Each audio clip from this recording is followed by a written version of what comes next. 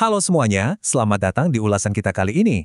Hari ini, kita bakal membedah sebuah jurnal akademik yang topiknya, jujur aja, nempel banget sama keseharian kita.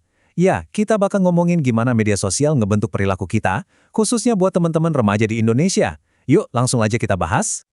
Coba deh bayangin rutinitas ini. Anda baru aja melek di pagi hari, mata masih setengah tertutup, dan apa coba hal pertama yang tangan Anda cari di sebelah pantal? Pasti smartphone kan? Seringkali tanpa sadar, kita langsung tersedot ke kebiasaan scroll layar tanpa henti. Nah, pertanyaannya, pernah nggak sih Anda benar-benar ngitung seberapa besar porsi hidup kita yang habis tersedot ke dalam kotak kecil bercahaya itu? Bagian pertama, kita masuk ke realita angka dunia maya. Biar kebayang sebesar apa dampaknya, kita harus lihat dulu nih betapa masifnya dunia digital yang kita tinggali sekarang. Berdasarkan data awal 2023 dari studi ini, Indonesia itu punya sekitar 167 juta pengguna aktif media sosial. Angka ini benar-benar raksasa loh, itu mewakili lebih dari 60% total populasi rakyat Indonesia. Analogi gampangnya gini, bayangin kita lagi ngebangun sebuah negara mega digital baru di atas awan, di mana penduduknya itu terus-terusan berinteraksi siang dan malam tanpa henti. Terus yang bikin makin penasaran, seberapa lama sih kita tinggal di negara digital itu? Jawabannya, rata-rata orang Indonesia menghabiskan 3 jam 18 menit setiap harinya di media sosial. Coba deh kita pakai perbandingan sehari-hari. Waktu sebanyak itu persis kayak Anda duduk diam nonton satu film blockbuster durasi penuh plus sedikit iklan setiap hari sepanjang tahun. Wah, gak heran konsumsi sebesar ini bikin Indonesia nangkring di posisi ke-10 tertinggi di dunia. Lanjut ke bagian 2, evolusi singkat jejak digital. Dunia yang saling terhubung tanpa batas ini pastinya nggak muncul gitu aja kayak sulap ya. Semuanya berawal dari langkah teknis yang cukup kecil. Di tahun 1971, peneliti dari proyek ARPA ngirim email teks buat pertama kalinya. Anggap aja ini kayak ngirim telegram digital yang masih sangat sederhana. Terus, lompat ke tahun 1995, ada Geocities yang ngasih ruang buat publik nyewa lahan digital. Puncaknya di 1999 waktu Blogger rilis. Tiba-tiba siapa aja bisa nulis pemikiran dan kehidupan pribadi mereka ke seluruh dunia tanpa harus jago coding. Benar-benar berubah dari ruang rahasia peneliti jadi buku harian publik dunia. Masuk ke bagian 3, cermin ajaib generasi muda.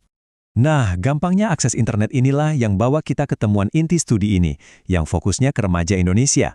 Di titik inilah, media sosial berubah fungsi jadi semacam cermin ajaib buat anak muda dalam ngebentuk identitas mereka. Fakta yang paling bikin kaget, 71,4% remaja yang disurvei udah mulai terjun ke dunia digital sejak mereka masih duduk di bangku SD. Bayangin aja, alat pembentuk identitas yang super kuat ini udah mereka pegang di saat mereka sendiri baru banget belajar memahami dunia sosial fisik di sekitar mereka.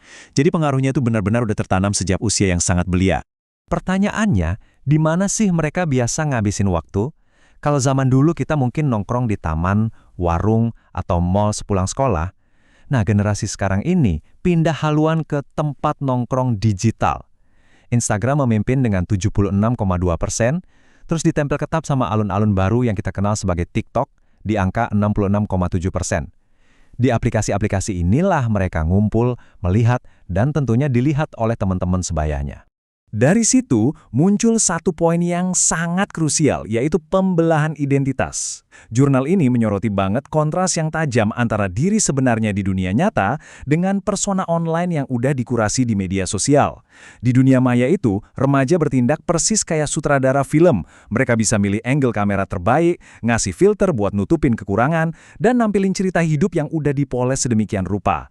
Alhasil, seringkali sosok yang tampil di layar itu terasa beda banget dari realitas aslinya. Dan ternyata kurasi identitas ini ngasih efek psikologis yang menarik loh. Sebanyak 38% responden ngaku kalau mereka merasa lebih asik, lebih keren, atau lebih seru saat berada di media sosial dibandingin sama kehidupan nyata mereka. Cermin ajaib digital ini seakan ngasih mereka kebebasan penuh buat ngerancang versi diri yang jauh lebih ideal menurut mereka. Sekarang kita bahas bagian 4, pencuri tidur dan fokus. Tapi ingat, miara dunia ideal kayak gitu butuh biaya yang nggak murah.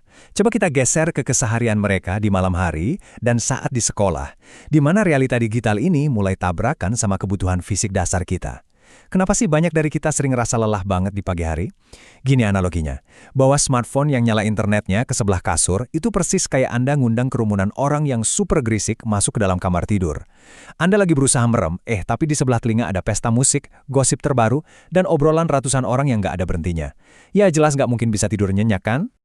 Ternyata, data surveinya juga mengonfirmasi analogi pesta di kamar tidur tadi. Kalau kita gabungin mereka yang milih sangat setuju dan setuju, totalnya ada 81% remaja yang terang-terangan ngaku kalau arena bermain digital ini sukses merampok jam tidur mereka. Layar ponsel benar-benar jadi pencuri waktu istirahat yang paling efektif. Konsekuensinya jelas, langsung kerasa keesokan harinya. Kurang tidur ini bikin efek domino yang lumayan parah. Lebih dari 90% responden ngelaporin kalau media sosial itu sangat mengganggu konsentrasi dan produktivitas mereka pas lagi belajar di kelas. Notifikasi yang terus-terusan bunyi dari dunia maya seakan narik paksa pikiran mereka keluar dari dunia nyata yang ada di depan mata. Lanjut ke bagian 5. Ilusi sempurna pembawa stres. Selain badan yang capek, ada harga psikologis yang juga harus dibayar nih. Di titik ini, hal-hal yang awalnya menyenangkan justru berubah jadi tekanan. Sebelumnya kan kita pakai analogi cermin ajaib. Tapi coba bayangin kalau cermin itu ternyata adalah cermin cembung-cekung di wahana rumah kaca taman hiburan. Cermin yang mendistorsi, bikin bayangan Anda jadi melar atau menyusut nggak karuan. Nah, kayak gitulah persepsi soal citra tubuh di media sosial. Sekitar 85% remaja ngerasa tertekan buat menuhin standar kecantikan yang nggak realistis, yang terus-terusan muncul di feed mereka. Dan kalau kita lihat datanya secara objektif, hasilnya cukup memprihatinkan.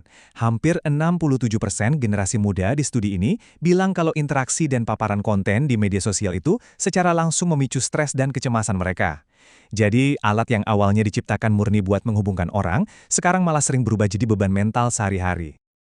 Terakhir, bagian 6, meraih kembali kendali diri. Walaupun dari tadi datanya kedengeran lumayan berat, ulasan kita belum selesai kok. Dan tenang aja, ada sisi terangnya. Generasi muda yang disurvei ini ternyata punya tingkat mawas diri yang jempolan banget. Hal yang paling bikin kaget dari semua rutinitas scrolling ini adalah kejujuran mereka. Lebih dari 61% responden dengan sadar menganggap diri mereka tuh mungkin udah masuk ke tahap kecanduan media sosial. Dan seperti yang kita tahu kan, menyadari dan mengakui kalau kita punya kebiasaan buruk itu adalah langkah pertama yang paling penting sebelum kita bisa berubah. Perlu dicatat juga, studi akademik ini sama sekali nggak bertujuan buat nyuruh kita buang smartphone ya. Jurnal ini menyimpulkan kalau media sosial itu tetap gawa manfaat yang besar, kayak bikin interaksi jadi gampang dan ngasih ruang buat diskusi. Tapi kuncinya ada di satu hal, regulasi mandiri. Ya, kontrol dari diri sendiri itu mutlak diperlukan, supaya kita nggak dirugikan, baik secara fisik maupun mental, oleh teknologi ciptaan kita sendiri. Buat nutup ulasan kita kali ini, saya mau nantang Anda dengan satu pertanyaan sederhana, tapi penting buat dibawa pulang. Besok pagi, pas Anda baru bangun dan ngelihat layar ponsel yang menyala di tengah kamar yang masih gelap, coba deh tanya ke diri sendiri, siapa sih yang sebenarnya lagi pegang kendali?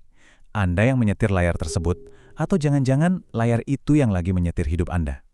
Oke, terima kasih banyak udah ngikutin ulasan ini. Yuk sama-sama kita cari keseimbangan digital yang lebih sehat mulai hari ini.